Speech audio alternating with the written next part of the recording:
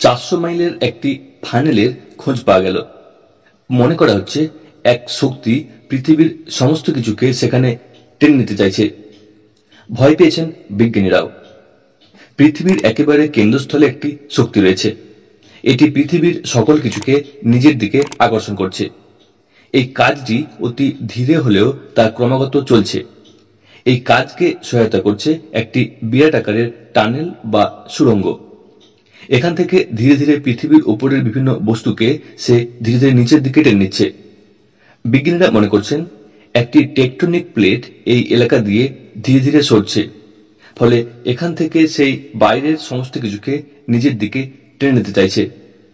উত্তর আমেরিকার কাছে এই ঘটনাটি নিয়ে সেখানকার বাসিন্দারা অনেকটাই চিন্তিত।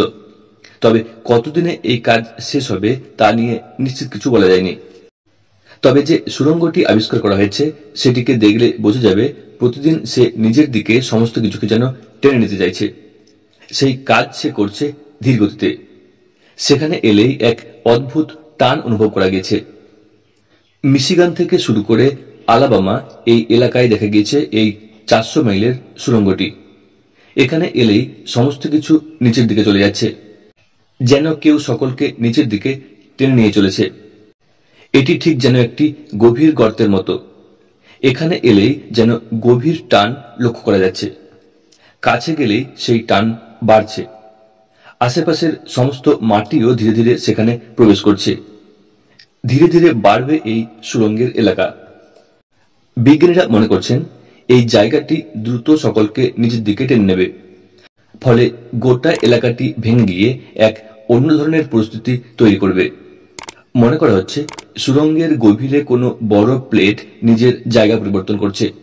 ফলে সেখান থেকে অদৃশ্য ভূতের মতো সকলকে নিজের কাছে টেনে নিয়েছে। যদি এটি চলতে থাকে তাহলে আগামী কয়েক বছরের মধ্যে এই সুড়ঙ্গের গভীরতা বাড়তে থাকবে, পাশাপাশি এর আকারও বাড়তে থাকবে। তাকে সামাল দেওয়া হবে কঠিন একটি বিষয়। যেভাবে পৃথিবীর ত্বক তৈরি হয়েছিল সেদিকে নজর রেখেই ফের নতুন করে এখানকার পরিবেশে বদল হবে।